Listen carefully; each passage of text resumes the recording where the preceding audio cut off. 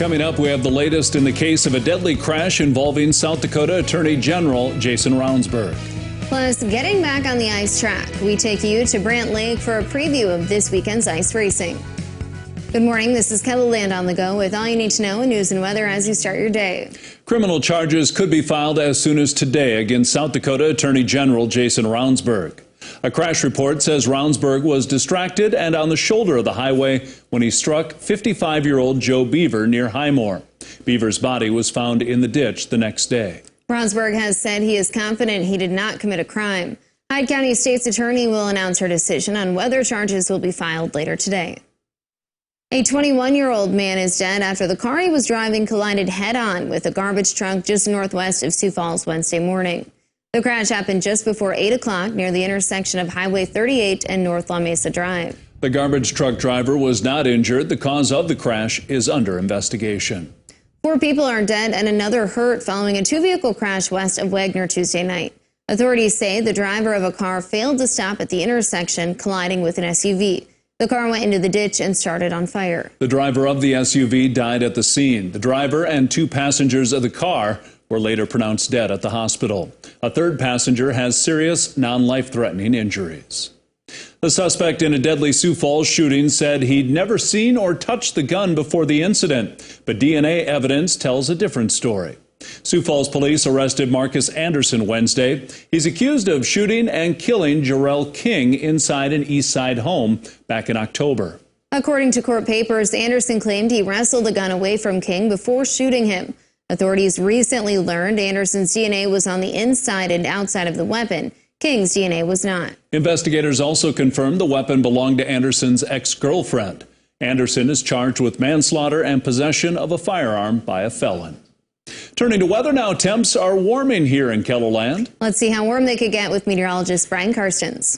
Yes, indeed. Yeah, warmer weather ahead. In fact, yesterday we managed to hit double digits above zero in many spots, and the maps reflect that. We did have a couple of exceptions, like Watertown and Worthington. You didn't quite make it to 10, but a lot of folks did, and in fact, Phillip even made it to 22. So we expect today to even be a little bit warmer in the forecast, and that's what we'll begin with our weather headlines this morning. And it looks like right now, as we get into the weekend, the temperature trends will be warmer still, and it looks like probably next week 40s and 50s, a lot better than these numbers this morning. We'll take a closer look at that coming up. Thank you, Brian. There could be more activities coming to Falls Park. The proposed Jacobson Plaza at Falls Park would add an ice skating ribbon and an all-inclusive playground to the open space north of the Levitt Shell. As we've looked across the country at new and innovative trends with regard to ice skating, the ice ribbons always come up as, wow, these are going to be really cool. They're extremely popular, and we're just excited about that opportunity. And then we've also talked for quite a while as well about having this all-inclusive playground so that regardless of your disability, you'd be able to interact and play with all the other kids on the playground. The project would be funded by a $2 million gift from Gary and Diane Jacobson and another $2 million from the city of Sioux Falls. Ice races are set to return to Brant Lake this weekend. A couple of riders got in some practice laps on Wednesday. Organizers had to postpone the race in January because the ice wasn't thick enough. It's kind of odd because, at first we had not enough cold weather. Then the weather actually got too cold. So we went from no ice to having so much cold weather we couldn't have the races. The ice races are on Sunday with a guaranteed purse of $1,500.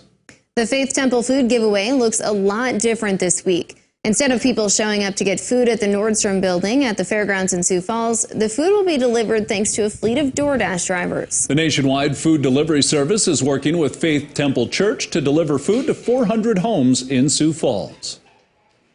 We're really trying to target the people who are homebound, who maybe have a disability or don't have a working vehicle. Faith Temple says they plan to do more delivery food giveaways in the future, but probably on a smaller scale. The grant from DoorDash was part of a program under the Sioux Empire United Way and the Helpline Center. And that's a look at some of our top stories. Now let's get one last look at your weather with meteorologist Brian Karstens. Brian? All right, weather today and the next couple of days, we're featuring still a few patches of clouds here and there, but generally dry weather conditions expected. We will see if any fog tries to develop in a couple spots late tonight or tomorrow morning, but I do think into the weekend there may be more opportunities for that as the weather forecast is anticipated to be warmer and warmer. We do see a batch of clouds here on Friday afternoon stretching through parts of KELOLAND and then regrouping into the weekend. It could be kind of a cloudy Saturday, or at least the tendency for that to thicken up into Sunday morning and eventually even yielding some snow chances in the southeast on Sunday morning. At this point in time, not looking at anything too big there, but certainly we'll give that a second look later today. The bottom line, though, will be the warmer weather that arrives early next week as we say goodbye to the below normal weather that's been plaguing much of the midsection of the country. And then nice to see this above normal weather. If you're a fan of those 40s and 50s, be patient. It's coming. It looks like a very good chance of hitting those levels in the extended forecast. All right, let's chart the course on today. First of all, high at Sioux Falls, 18, 26 in Phillip, a little warmer than yesterday, 25 at Rapid City. Lows tonight, still below zero. Can't ignore that. It's still 4 below in Brookings, but we are looking better tomorrow. A lot of us back in the upper teens, low 20s east. And look at the 30s coming in. Pierre now 31 tomorrow. 33 Rapid City, and then Sioux Falls will jump into the upper 20s by Saturday. I think Sunday getting above freezing is a potential there. Could see some snow chance in the morning, and then by Monday and Tuesday, off to the races we go. 45 to 50 degree weather, very common in the east, and I think Aberdeen will be in that too. Dry weather for you the next 7 days. Looks like a pretty quiet pattern, and Pierre also recovering to the middle 50s by Monday. Low to mid-50s Tuesday. What can you say? That's going to be a remarkable turnaround. Rapid City's also in the same boat there in the 50s. You'll want to check out some of those details with our Storm Center update posted right now at KELOLAND.com, and have yourself a great day.